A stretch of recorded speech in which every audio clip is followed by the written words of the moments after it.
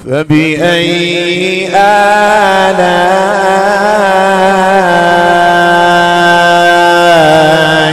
ربكما تكذبان.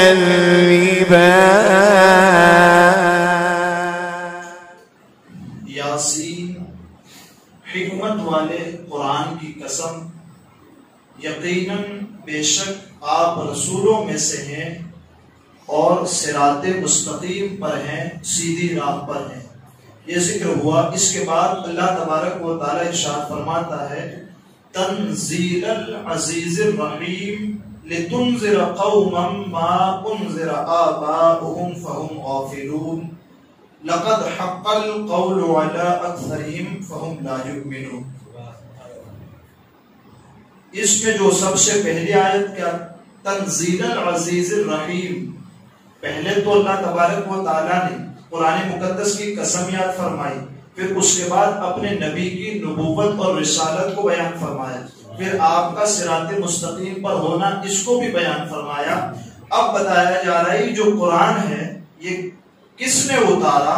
تو اللہ تبارک و تعالیٰ ارشاد فرماتا ہے تنزیل العزیز الرحیم، عزت والے رحم فرمانے والے رب کی طرف سے اس کو اتارا گیا. تنزیل العزیز الرحیم. اس کے بعد اچھا اتارا کیوں؟ قرآن خود اس کی وضاحت کرتا ہے لتنذر، تاکہ محبوب اس کے ذریعے آپ ڈرائیں. یہ جو اتارا اس کے ذریعے آپ ڈرائیں. کنہیں؟ لتنذر قوما، ایک قوم کو، انسانیت کو، لوگوں کو ڈرائیں. ما انذر آباؤہم، جن کے باپ داداؤں کو نہیں ڈرایا گیا. ٹھیک ہے، اس کی وضاحت آئے گی کیا؟ تاکہ تم اس قوم کو ڈراؤ جس کے باپ دادا کو نہیں ڈرایا گیا. جب نہیں ڈرایا گیا تو انہوں نے کیا کیا؟ وہ گناہوں میں اور غفلت میں پڑے رہے. فہم غافلون، تو وہ غفلت میں پڑے رہے، تو انہیں ڈرائیں آپ. آگے قرآن خود ارشاد فرماتا ہے لقد حق القول، بے شک جنہیں آپ ڈرائیں گے ان میں اکثر پر بات ثابت ہو چکی، کنفرم ہو چکا. کیا کنفرم ہو چکا؟ فہم لا یؤمنون، کی یہ ایمان لانے والے نہیں. اللہ، آپ انہیں ڈرائیں اس قرآن کے ذریعے، پھر قرآن خود ہی فیصلہ کر دیتا ہے. آپ انہیں ڈرائیں گے نا تو ان میں سے میجورٹی، آج بھی دنیا میں دیکھیں نا، میجورٹی کیا؟ اکثر اس کا انکار کرے. فہم لا یؤمنون، وہ ایمان لانے والے نہیں. اب اس کی تھوڑی سی وضاحت سماعت کرتے ہیں کہ اس آیت میں اور اس کے بعد والی آیت میں اللہ تبارک و تعالیٰ یہ بیان فرماتا ہے کہ قرآن حکیم کس کا نازل کیا ہوا؟ تو جواب دیا جاتا ہے کہ قرآن حکیم اللہ تبارک و تعالیٰ کا نازل کیا ہوا ہے، جو اپنی سلطنت میں، اپنی بادشاہت میں سب سے بڑا عزت والا ہے. ٹھیک، اتنی بڑی عزت کہ پوری کائنات کو وہ تنہا عزت دیتا ہے، پھر وہ کتنی شان اور عزت کا مالک ہوگا. اور اپنی مخلوق پر سب سے زیادہ رحم فرمانے والا، تاکہ اے محبوب صلی اللہ تعالی علیہ وسلم آپ اس قرآن مجید کے ذریعے اس قوم کو ڈرائیں. کس سے؟ اللہ کے عذاب سے، قیامت کی سختیوں سے، جہنم کی آگ سے ڈرائیں. جن کے باپ داداؤں کے پاس اللہ تعالیٰ کے عذاب سے ڈرانے کے لیے بڑے لمبے اور طویل عرصے سے کوئی رسول نہیں آیا تھا، جس کے سبب یہ لوگ ایمان اور ہدایت سے غفلت میں پڑے رہے. یہ کیوں ہے؟ کہ قوم قریش کا تو یہی حال ہے کہ ان میں نبی اکرم صلی اللہ تعالی علیہ وسلم سے پہلے کوئی رسول تشریف نہیں لائے. قوم قریش عرب کے اندر نبی اکرم صلی اللہ تعالی علیہ وسلم سے پہلے کوئی رسول تشریف نہیں لائے. اور عرب میں یعنی کہ حضرت اسماعیل علیہ السلام کے بعد حضرت ابراہیم علیہ السلام نے اپنے بیٹے کو کہاں چھوڑا؟ حضرت حجرہ کے ساتھ صفا مروہ کی پہاڑی کا جو تذکرہ ہے، پانی نہیں ملا. عرب میں حکم ہوا تھا حضرت ابراہیم کو امتحان لے کے اپنے بیٹے اور اپنی اہلیہ کو آپ چھوڑائیں عرب میں. تو حضرت اسماعیل علیہ السلام کے بعد جو نبی نبوت و رسالت کے ساتھ سرفراز ہوئے وہ ہمارے آقا. اتنا لمبا زمانہ جو ہے، زمانے فترت جسے کہتے ہیں، جس میں کوئی رہنمائی کرنے والا نہیں آیا.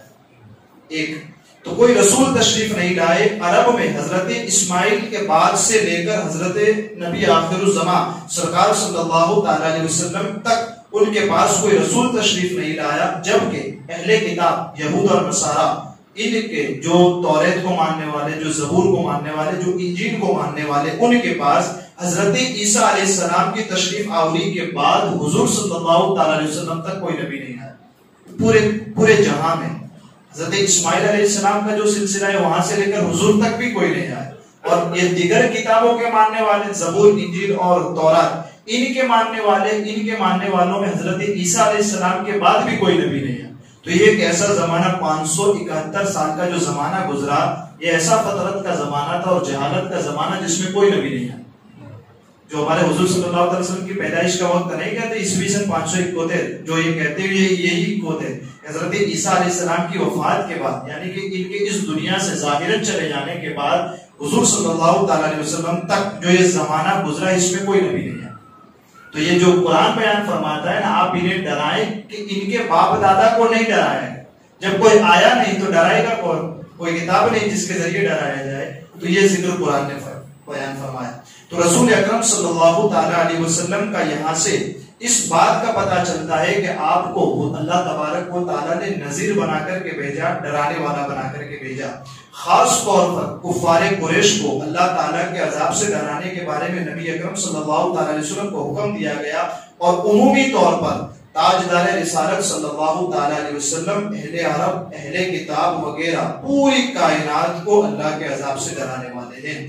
کیوں کہ خود قرآن فیصلہ فرما چکا، وَمَا أَرْسَلْنَاكَ إِلَّا كَافَّةً لِلنَّاسِ بَشِيرًا وَنَذِيرًا وَلَكِنَّ أَكْثَرَ النَّاسِ لَا يَعْلَمُونَ۔ پھر یہاں فرمایا گیا کیا کہ اے محبوب، ہم نے آپ کو پوری انسانیت کے لیے، صرف ایک گروہ، ایک طبقہ نہیں، پوری انسانیت کے لیے، تمام لوگوں کے لیے خوشخبری دینے والا بھی بنا کر کے بھیجا اور ڈرانے والا بھی بنا کر کے بھیجا، لیکن بہت سے لوگ نہیں جانتے اس بات، اور اگر جان جائیں تو پھر انکار کر جاتے ہیں۔ یہ اور آخر میں جو آگے قرآن بیان فرماتا ہے کہ ان میں سے اکثر پر بات فٹ ہو چکی، کنفرم ہو چکی، یہ ایمان لانے والے نہیں۔ کیسے؟ پھر اس کی وضاحت میں بیان کیا جاتا ہے کہ نبی اکرم صلی اللہ تعالی علیہ وسلم کا نذیر ہونا بیان فرمانے کے بعد اس آیت میں اشارہ کیا جا رہا ہے کہ نبی اکرم صلی اللہ تعالی علیہ وسلم کی ذمہ داری اللہ کے عذاب سے ڈرانا ہے۔ حضور کی ذمہ داری کیا؟ جو قرآن نازل ہو، قرآن امت تک پہنچا دینا، اللہ کے عذاب سے ڈرا دینا ہے، کسی کو ہدایت دے دینا، یہ آپ صلی اللہ تعالی علیہ وسلم کی ذمہ داری نہیں۔ اِنَّكَ لَا تَهْدِي مَنْ أَحْبَبْتَ وَلَكِنَّ اللَّهَ يَهْدِي مَن يَشَاءُ۔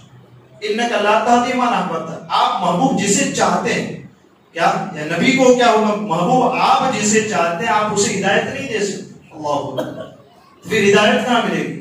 اِنَّكَ لَا تَهْدِي مَنْ أَحْبَبْتَ وَلَكِنَّ اللَّهَ يَهْدِي مَن يَشَاءُ۔ ہاں، ہدایت اللہ ہی دیتا ہے، لیکن ہدایت حضور کے ذریعے ہی سے ملتی۔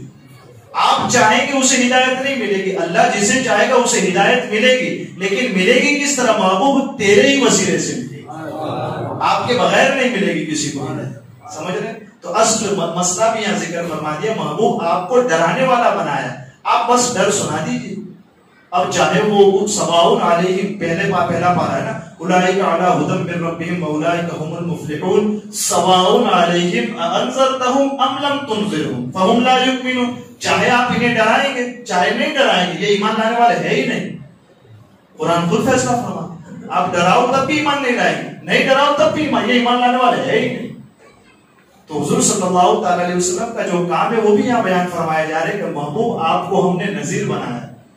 جب ایمان کوئی نہیں لاتا تو حضور صلی اللہ تعالی علیہ وسلم بڑے غمزدہ ہو جاتے، تکلیف بہت بڑی شدت سے حضور صلی اللہ علیہ وسلم کو تکلیف ہوتی، تو اللہ تبارک و تعالیٰ اس پر حضور کی تسلی کے لیے بیان فرماتا، محبوب آپ بس ڈرائیں انہیں، آپ ڈر سنائیں اللہ تبارک و تعالیٰ کے عذاب کا، ہاں ہدایت ہم انہیں عطا کریں گے آپ کے ذریعے۔ اور تو کفار کے ایمان نہ لانے پر حضور افسردہ اور غمزدہ ہو جاتے نا، تو اللہ تبارک و تعالیٰ نے یہ بیان فرمایا کہ ہم نے آپ کو نذیر، ڈرانے والا بنایا ہے۔ اور اس آیت کا آخر میں خلاصہ یہ ہے کہ کفار مکہ میں سے اکثر پر اللہ تعالیٰ کا عذاب واجب ہو چکا، اکثر پر واجب ہو چکا، تو اے حبیب یہ لوگ آپ کے عذاب الہی سے ڈرانے کے باوجود بھی ایمان لانے والے نہیں۔ کہ اللہ تبارک و تعالیٰ کو تو پہلے سے ہی علم ہے کہ کون ایمان لائے گا کون ایمان نہیں لائے گا۔ ہم کیا کرنے والے تھے وہ تو پہلے ہی معلوم ہے، ہم جیسا کرنے والے تھے ویسا لکھا ہوا ہے. تو حضور اللہ تبارک و تعالیٰ کا جو فیصلہ تھا وہ واجب اور حق ہو چکا تھا کہ ایمان لانے والے نے. تو یہ کفار مکہ کے لیے، اس میں ہمارے لیے خاص طور پر کیا درس کہا؟ یہ کہ قرآن کو پڑھیں، قرآن کو سمجھیں تو ہمیں پتا چلے کہ ہم کس غفلت میں ہیں. ابھی اگر ہم غفلت میں ہیں تو ہماری غفلت کون دور کرے گا بھائی؟ قرآن پڑھیں گے تبھی نہ ہماری غفلت دور ہوگی. تو قرآن ہی ہماری غفلتوں کے دور کرنے کا سبب بنے گا، قرآن ہی ہمارے گناہوں کو چھوڑنے کا سبب بنے گا. اس انداز سے بھی قرآن کا درس ہو، قرآن کا ترجمہ، قرآن کی تفسیر سمجھنے کی کوشش کرے کہ ہماری زندگی کے دن اور رات کہیں ایسے تو نہیں کہ ہم غفلت میں گزار رہے ہیں.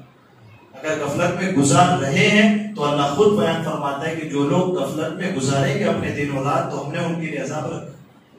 تو کہیں ایسا نہ ہو کہ وہ عذاب پانے والوں میں ہم ہو جائیں. تو اس سے پہلے ہم قرآن کا درس اس انداز سے پڑھیں، قرآن کا درس اس انداز سے سمجھیں کہ اس کے ذریعے ہم اپنی آخرت اور ہم اپنی دنیا دونوں کو سنوارنے کی کوشش کر جائیں اور دونوں کو سنوار لے جائیں.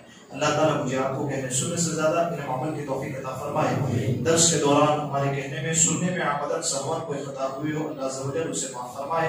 استغفر اللہ ربی